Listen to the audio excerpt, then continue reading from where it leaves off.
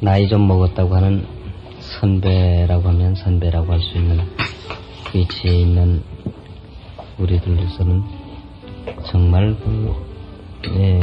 미안하다는 생각밖에 없어요. 장준하 선생 생전 육성입니다. 후배들에게는 제발 좀 우리같이 이런 못난 선배들이 되지 말아라 하는 그런 얘기를 다시 당부하고 싶고요.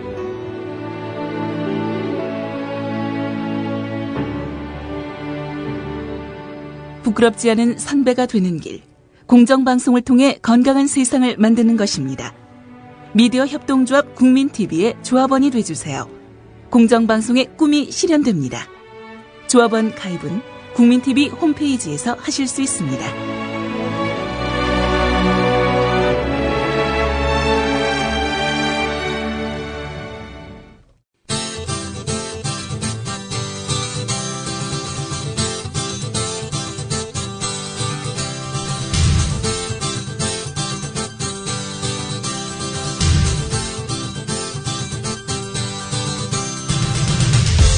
투박하지만 정직하다.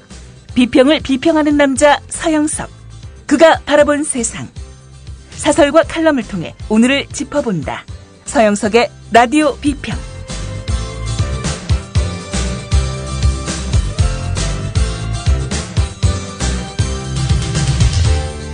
네. 6.15 남북 정상회담. 노무현 대통령 살아계실 때 김정일과 같이 했던 임기 말이어서 그 성과와 의미가 많이 퇴색된 6.15는 헷갈리네. 6.15는 김대중 대통령 때입니다. 정정. 이때 김정일을 직접 만나본 한 인사가 이런 얘기를 했다고 합니다. 그 양반이 김정일에게 직접 물었대요. 미사일은 도대체 왜 쏘는 겁니까? 그랬더니 김정일이 대답이 이랬다고 합니다. 진짜로 미국을 건드렸다가는 공화국이 바로 없어집니다. 하지만 미사일이라도 만지작거려야 미국이 우리를 상대해 주지. 안 그러면 어디 쳐다나 보겠습니까? 좀 북한 말투로 얘기했는데 맞는지 모르겠네요. 라고 얘기를 했다고 하네요. 미사일 위기가 아니고 이번에는 핵위기입니다. 핵위기를 통해서 북한은 미국의 주의를 끄는데 일선 성공 하나도 보였습니다만은 보스턴 마라톤 대회의 체첸인 출신 형제가 벌인 폭탄 압력솥 폭탄 테러로 인해서 다시 미국인들의 시야에서 멀어지고 있습니다. 정말 걱정되네요. 함께하고 계신 방송은 정치평론가 서영석 미디어 협동조합 이사가 진행하는 라디오 비편입니다. 자, 이런 북한과 미국의 치킨 게임, 과연 중국인 전문가는 어떻게 보고 있는지 오늘 한겨레 신문에 게재된 세계의 창 북미 치킨 게임 어디가 끝일까? 베이징대 진징희 교수의 글입니다. 시작합니다. 작금의 한반도 위기는 북한이 세계 최강 미국을 상대로 치킨 게임을 벌이면서 고조돼 왔다. 북한은 전쟁이 임박했음을 알리며 한미를 벼랑 끝으로 내몰았다. 미국도 최신 무기를 선보이면서 위기를 격상시켰다. 모두 예의 패턴대로 게임을 치른 것이다. 그렇지만 이번 치킨 게임은 여느 때보다 더 전쟁 직전을 방불케 했다. 과거의 위기 수준을 훨씬 넘어서야 진짜 위기감을 연출할 수 있었기 때문이다. 치킨 게임에서 양자는 모두 상대방이 이성적이라고 생각한다. 상대방을 비이성적이라고 생각하면 게임 자체가 이뤄질 수 없다. 또 상대방이 이성적이기에 마지막엔 굴복하리라 믿는다. 그렇지 않으면 역시 게임은 성사되기 어렵다. 결국 치킨 게임은 상대가 이성적이라는 것을 믿으며 정작 자기는 비이성적 행위를 보여주는 게임이다. 비이성적 행위가 극대화되면 될수록 위기를 최대한 진실에 가깝게 고조시키면 시킬수록 목표와의 거리는 좁혀진다. 당하는 쪽이 진짜 위기라고 느껴야 하는 것이다. 그렇지만 이런 비이성적 행위는 이성에 의해 좌우돼야 한다. 그렇지 않으면 게임은 양패구상, 곧 공멸을 불러올 수 있다. 결국 치킨 게임의 비이성적 행위는 이성에 의해 연출되는 것인 셈이다. 네, 치킨 게임이라고 보통 얘기를 합니다. 닭대가리 게임이죠. 제일 잘 알려진 치킨 게임은 자동차를 서로 마주보면서 달려오는 게임입니다. 먼저 브레이크를 거는 쪽이 집니다. 결국 브레이크를 걸지 않으면은 자동차가 충돌해서 둘 다 죽을 수 있다는 이성이 늦게 발동하는 쪽이 이깁니다. 참 무식하고 잔인한 게임이죠. 이 치킨 게임을 건 쪽은 사실 북한입니다. 그게 이제 북한과 미국. 사실 국력으로는 비교가 안 되는 두 나라의 치킨 게임이 승리할 수 있었던 이유는요. 북한은 전체주의 국가이기 때문에 국민의 생명을 담보로 자기 꼴리는 대로 할 수 있는 나라라는 점. 미국은 여론에 의해서 움직이는 뭐 우리나라하고 크게 다를 바는 없죠. 나라이기 때문에 단 한 명이 죽더라도 전체 여론이 움직이면은 정말로 외교 정책을 수립하는데 엄청난 장애를 맞이하는 그런 나라라는 점.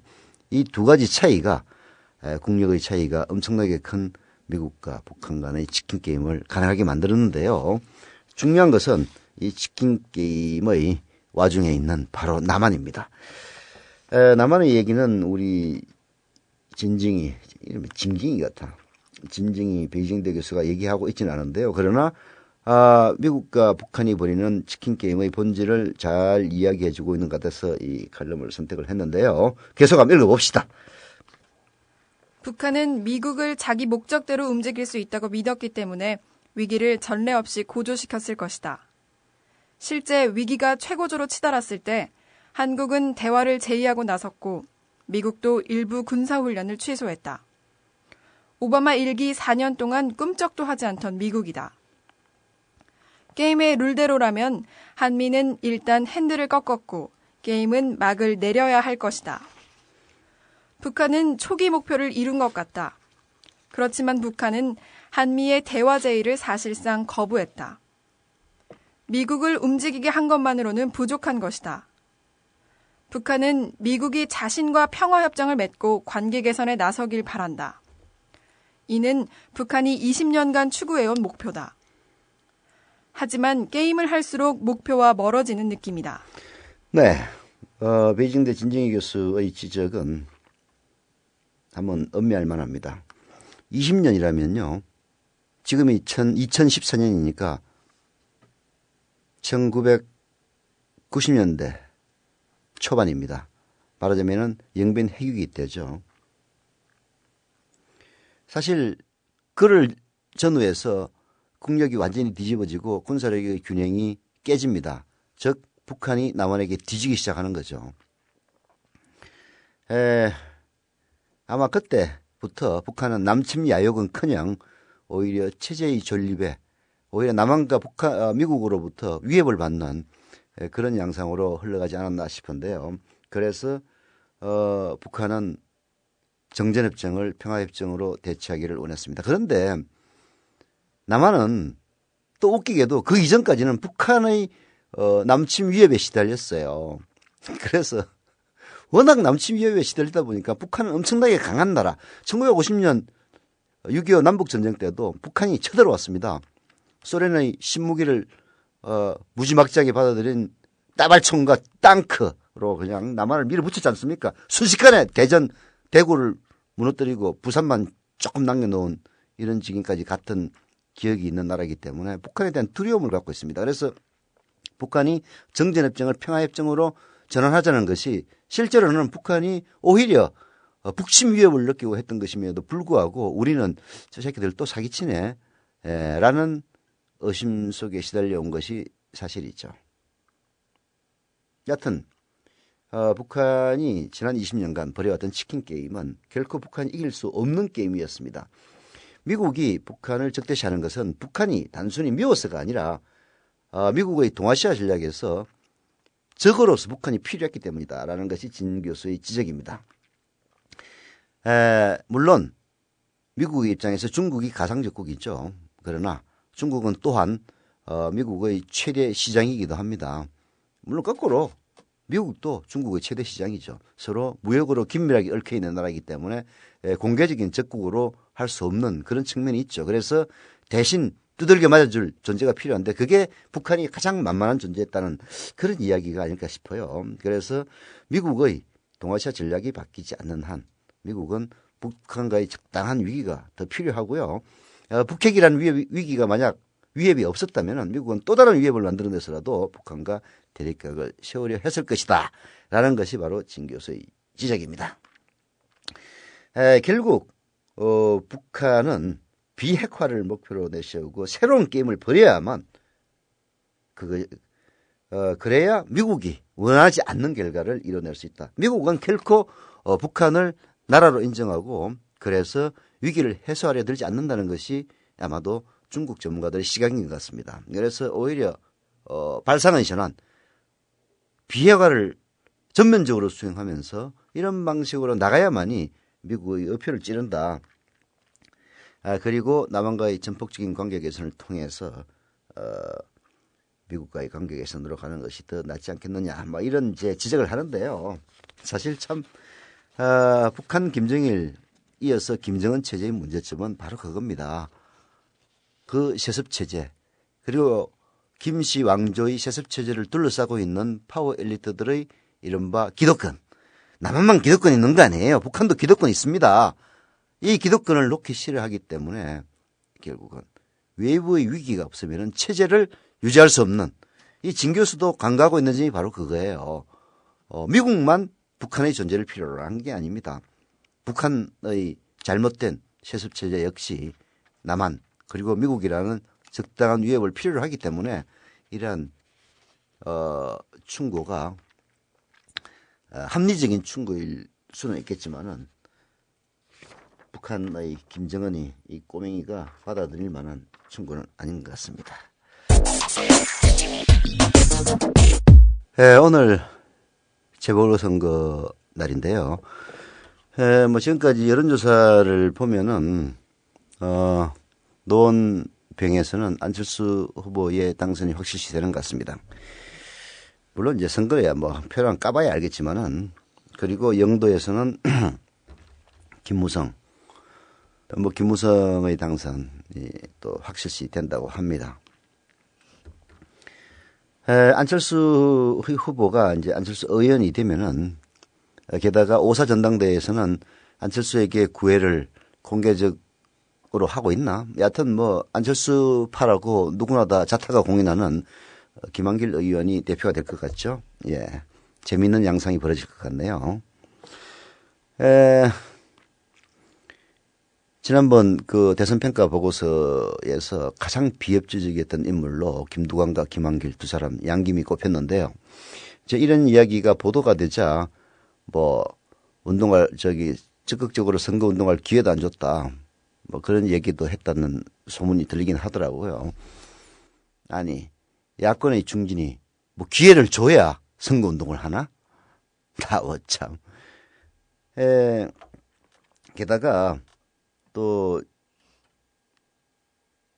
지역을 돌아다니긴 했는데 지역 대의원들을 만나서 문재인 후보에 대한 유세를 한 게 아니고 오히려 자기 정치하는 데 시간을 많이 썼다.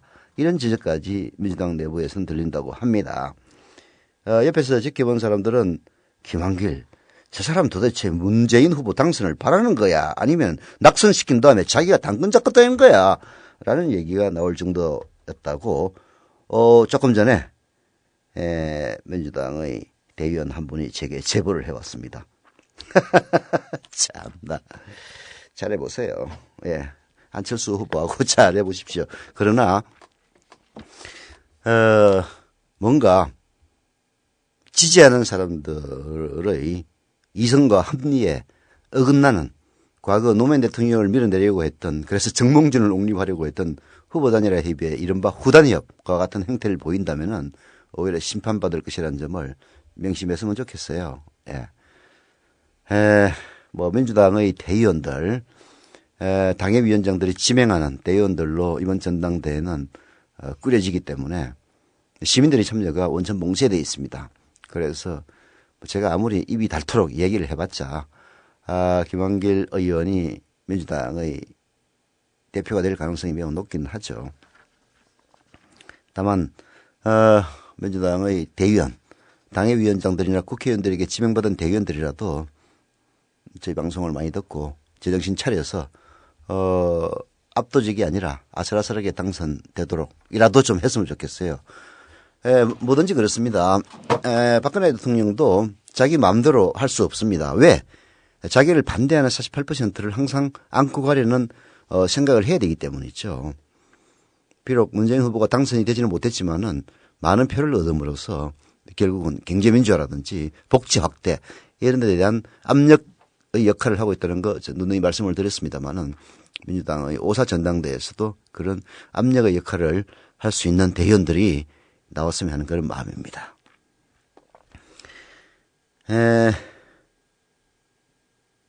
또다시 진주의료원 이야기를 좀 해야 될 것 같네요.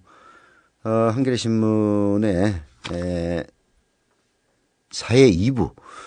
사회 2부라 하면 이제 수도권과 지역을 담당하는 부서가 사회 2부입니다.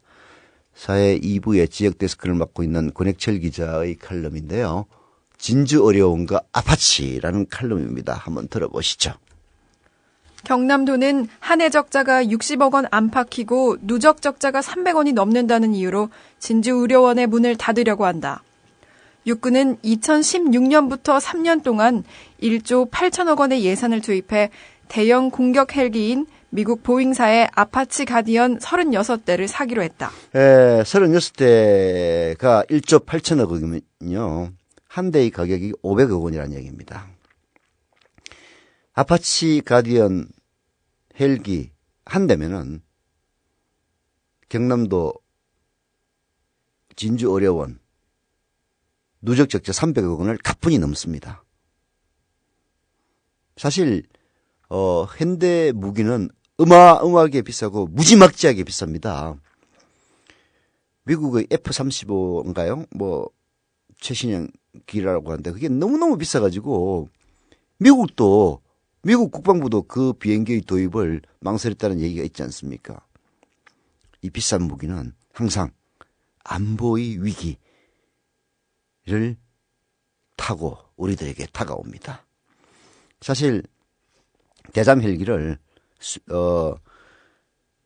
미국산이 아닌 유럽산을 사기로 했다고 해서 신문에 한번 크게 보도된 적이 있습니다. 우리나라는 미국 군수산업체, 군산복합체의 봉이었거든요. 그런데 유럽이 저가와 기술 이전을 무기로 그 자리를 뺏은 겁니다. 그러자마자 바로 그냥 북핵 위기가 터진 거예요. 물론 그거를 미국이 제공한 건 아닙니다만은 북한의 핵실험에 대한 혹은 평소에는 없었던 키 리졸브 훈련의 핵 잠수함 그리고 스텔스 폭격기까지 동원하는 그런 무시무시한 무력 행사를 무력 시위죠 한 것이죠. 이런 안보 위기를 틈타서 바로 그냥 한 대에 500억 원이 넘는 미국 보잉사인가요? 보잉사일 겁니다. 아파치 가디언 36대 1조 8천억 원의 무기를 미국 군산복합체로부터 도입하기로 하는 거 아닙니까? 이게 우연한 일이 아니에요. 자, 진주의료원과 아파치 헬기 어떤 관계인지 권혁철 기자의 칼럼을 계속 읽어봅시다. 진주의료원과 아파치 헬기는 어떤 관계일까? 언뜻 아무 관계도 없는 것처럼 보이지만 맨큐의 경제학으로 유명한 그레고리 맨큐 하버드대 경제학과 교수는 복지와 군비의 관계를 기회비용 개념으로 설명한다. 맨큐 교수는 모든 선택에는 대가가 따른다. 무엇인가를 얻으려면 대개 다른 무엇인가를 포기해야 한다고 기회비용을 설명한다. 군비에 돈을 더 쓸수록 복지는 낮아진다는 얘기다. 아파치 헬기를 대당 500억 원 하는 아파치 헬기를 많이 사면 살수록 결국 진주의료원과 같은 복지는 더 사라지고 더 낮아진다. 이런 얘기입니다. 제2차 세계대전 뒤 서구 사회에서는 군비와 복지 가운데 어느 것을 중시하느냐, 이 둘 사이의 적정 분기점이 어딘지를 따지는 대포 버터 논쟁이 끊이지 않았다. 이 논쟁은 영국에서 시작됐다. 1950년대 초반 소련과의 냉전이 격화되자 영국 정부가 군사비를 늘리고 국민 보건비를 깎았기 때문이다. 예, 1950년대 이미 영국에서 이런 논쟁이 있었습니다. 대포냐, 건이냐, 버터냐 라는 건데요. 대포, 군사비입니다.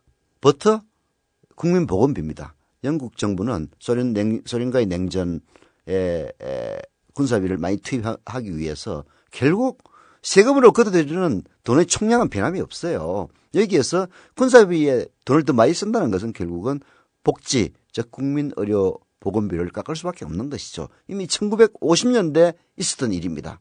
계속하시죠. 아파치 36대의 도입 비용은 약 1조 8천억 원이다. 보건복지부 자료를 보면 진주의료원을 포함해 전국 지방의료원 34곳의 2011년 한 해 적자 총액은 655억 원가량이다. 대포버터란 기회비용 개념으로 보면 1조 8천억 원을 주고 아파치 36대를 사는 선택을 하면 전국 34개 지방의료원 적자 총액을 28년간 메울 수 있는 복지를 포기해야 한다. 네, 간단하죠. 전국 34개의 지방의료원 적자 총액을 무려 28년간이나 메울 수 있는 돈이 바로 1조 8천억 원입니다. 결국은 대포, 즉 아파치 가디언 헬기 36대를 사는 선택을 하면은 이걸 포기해야 되는 거예요. 참나. 아이고. 자, 계속합니다. 분단 현실에서 튼튼한 안보는 무엇보다 중요하다. 문제는 복지 등 다른 분야를 포기하고 아파치를 선택해야 할 절실할 이유를 명쾌하게 군이 설명하지 못하는 데 있다. 대형 공격 헬기 도입은 육군의 수건 사업이었다. 그런데 대형 공격 헬기 도입 필요성을 설명하는 군의 논리는 그때그때 달라졌다. 2000년대 초반까지 군의 대형 공격 헬기 도입 논리는 북한의 탱크 등 기갑 전력을 막는 데 필요하다는 것이었다. 북한 전차 3,900대, 남한 2,300대로 북한 기갑 전력이 월등히 우위란 것이었다. 그런데 일부 전문가들이 북한 전차 3,900대 가운데 70%가 2차 대전과 50년대 개발된 낡은 장비다. 남북 전차 전력은 우리가 수적 열세지만 질적으로 다소 우세하다며 반론을 폈다. 네. 북한의 전차는 사실 전문가들이 보기에는 허술하는 의견이 우세합니다. 뭐 안 가봤으니까 알 수야 없죠. 근데 뭐 방금 얘기했다시피 50년대 전차까지 다 합쳐가지고 3,900대이고요. 더 중요한 것은 기름이 없어서 운용 시간이 너무나 짧다는 거죠. 항공기, 즉 비행기든 전차든 연습을 많이 해야 잘합니다. 연습을 잘하려면 기름이 있어야 돼요. 기름 없이 움직일 수 없지 않습니까? 특히 전투기의 그 항공유 사용은 어마어마합니다. 그냥 일반적인 민간 항공기보다도 몇 배의 항공유를 사용해요. 항공유 존나 비쌉니다. 항공유는요, 기름에다가 땅콩을 섞더라고요. 땅콩 팜유라고 해가지고요, 땅콩 기름을 섞어요. 그래서 아프리카의 땅콩 농장이 결국은 항공유를 만드는 데 쓰인다는 얘기 듣고 저도 깜짝 놀란 적이 있습니다. 그래서 원래 이제 아파치 가디언이라고 하는 공격 헬기는요, 이 탱크 킬러입니다. 저공으로 쫙 날면서 미사일을 몇 대, 공대지 미사일이죠, 장착을 하고 탱크가 쳐들어오면은 박살을 냅니다. 그래서 탱크 킬러라고까지 얘기가 되는데요. 그런 논리를 펴다가 북한 기갑 전력 별거 아니다 하니까 그 다음에는 이번에 육군은 또 무슨 논리를 내세우냐면은, 야, 통일이 되면은 중국을 견제해야 되는데 광활한 만주벌판, 중국의 어마어마한 기갑 전력, 중국은 또 인구가 천하게 많다 보니까 탱크 수도 뭐 몇만 대 수준이에요. 그래서 대형 공격 헬기가 필요하다.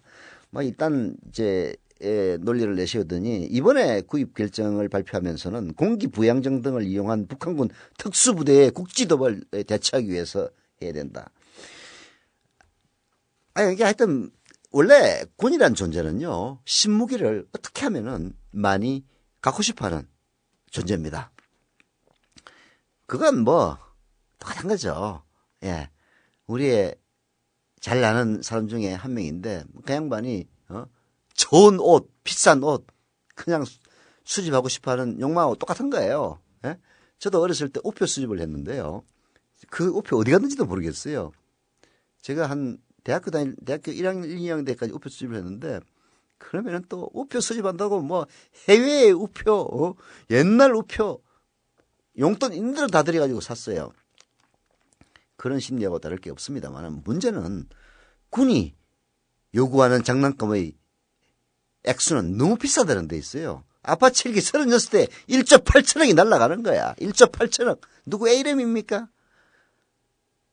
대한민국 지방 의료원, 그야말로 서민들을 위한 의료원, 전체 의료원이 28년간의 적자를 메꿀 수 있는 돈을 갖다가, 헬기 36대 사면 휙 날아가 버리는 겁니다.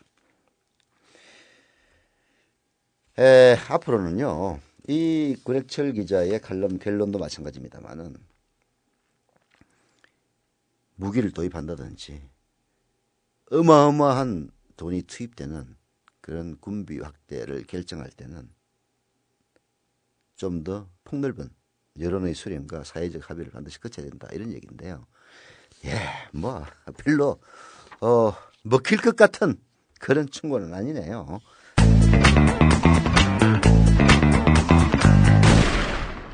네. 라이브 생방송에 댓글을 달 때 뭐 아무나 달 수 있게 만들어 놨더니, 온갖 이야기들 다 하는데요. 뭐, 물론 국민 TV로서는 다 받아들여야 할 이야기지만은, 터무니없는 낭설을 유포하는 분이 있어가지고 여기에 대해서는 한마디 해야 될 것 같습니다. 10여 곳이 넘는 대한 언론들이 서로 경쟁하면서, 적대시하고 있다. 어쩔 건가 이런 상황부터 해결하는 게 급선무 아니냐. 국민들 코 묻은 호주머니 돈 달라는 곳은 넘쳐난 대한 언론은 딱장이다.